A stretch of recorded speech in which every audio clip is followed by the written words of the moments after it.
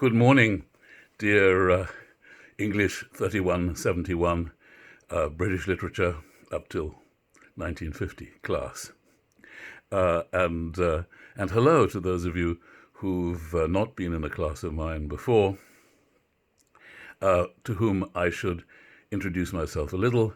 I've been at Brooklyn College about 25 years or so, and have previously taught at a good many American universities and British ones.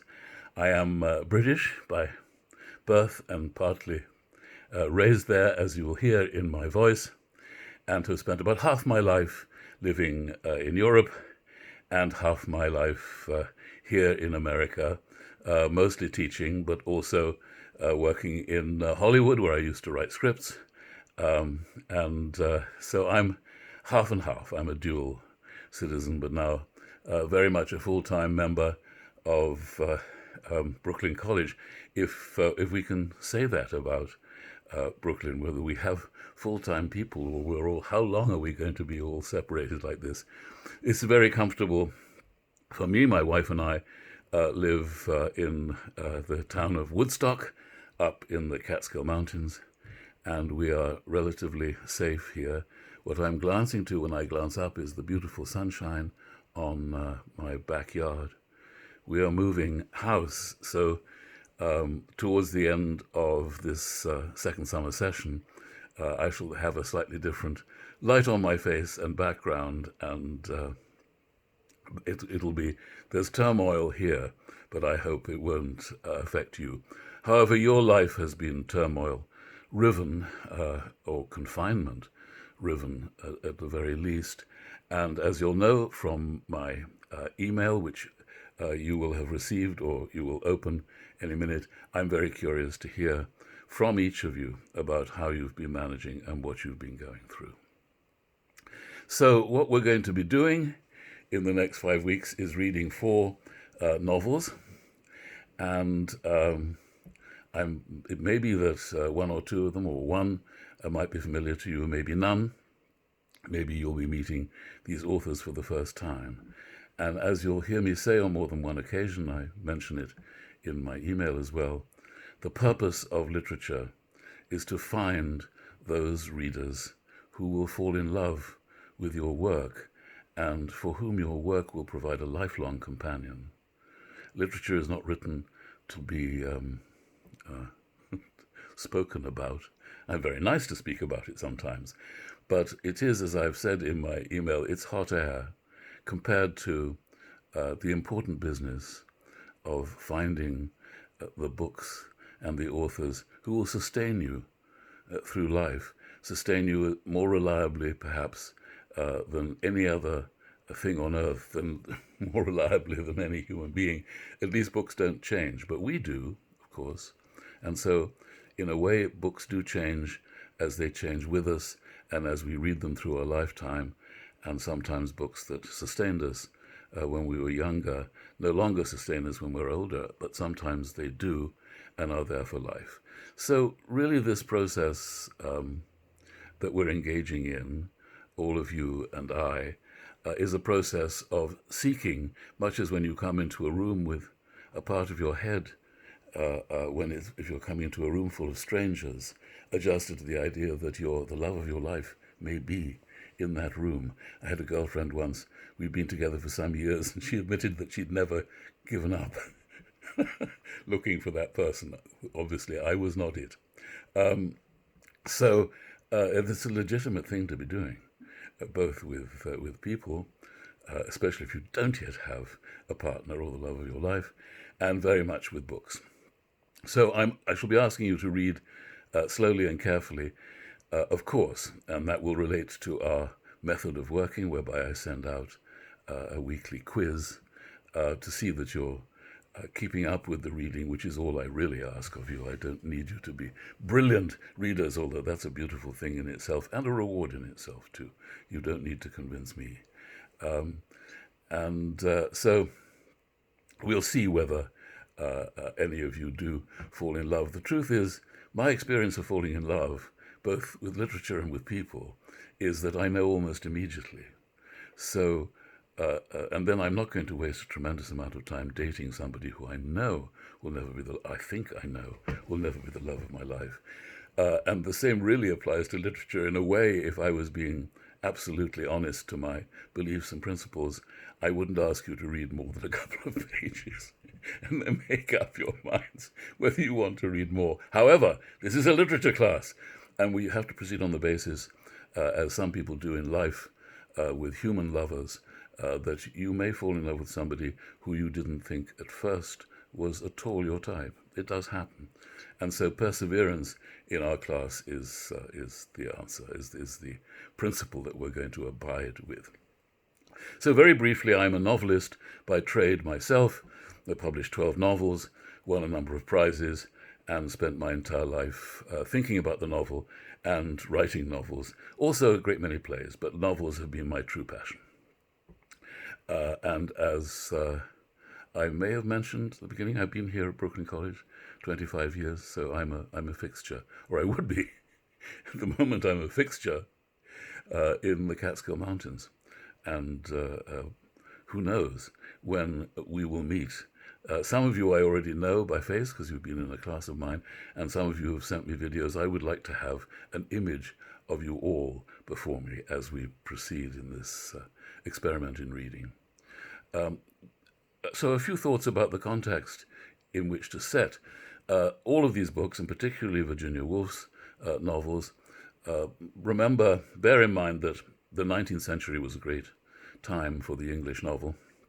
Enormous number of celebrated and still read novelists, whom I'm sure you've encountered. A few wrote often gigantically long novels, and it was a very firmly established genre and centerpiece, a pillar of the culture. Then came the 20th century and major catastrophes, the First World War, the Second World War, and others that shook humanity's, if we're talking about humanity at least, shook Western culture's idea of itself and of who we are as people and what right we have to think of ourselves as civilized if we're capable of massacring such enormous numbers of ourselves as we did in the First War, and not a few in the Second War, but many in ways so horrible that they have caused reflective people to wonder what on earth we know of ourselves as creatures that we could possibly forgive and for which we could possibly create stories with closure other than tragedy and despair. What emerged in the 20th century out of the great Victorian novel was something that scholars call modernism.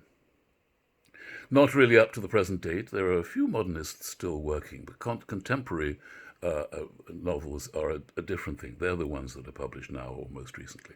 Modernism flowered in the early years of the century in response to the question, what now for literature? What now after the horror of the deaths of so many? What did we fail to notice about ourselves that we engaged in a conflict so monstrous that we can scarcely look at our faces in the mirror? Well, among the things that we felt, we as a culture reflected in the writers who took up pen and paper to write novels, what we decided was that really we didn't know ourselves very well. And this first book of Virginia Woolf's that you're going to be reading to the Lighthouse inspects that question very closely. It's a novel of great interiority. Who are we? It's all about the interior of our skulls. It's all about our minds and how they work because we told wonderful stories, created wonderful characters in the 19th century novel. But what we somehow failed to do was find the essence, the pith, the mystery of the human being who turned out to be a more devious person than we had anticipated. Of course, there have always been horrors. Human beings' inhumanity to each other is not of recent date. And if the Holocaust appalls us all, we could also reflect upon the horror of slavery, for instance, a form of drawn-out Holocaust, a form of slow death, of widespread of torture, not swiftly ended, but indefinitely prolonged. And this has been done throughout human history. So it should really have come as no surprise to our novelists that they were tackling writing about a fearsome and problematic and barely comprehensible beast. As I mentioned, I spent my life writing novels, and I've been struggling with this question. Who are these people? Who am I? Who is anybody? And this is the question that the novel is best equipped of all the forms of literature that we as a species have evolved to address. Poetry addresses many things, including psychological questions, but psychology isn't its particular demon or its particular art. And certainly prose fiction has had that self-imposed duty from the beginning to explore character.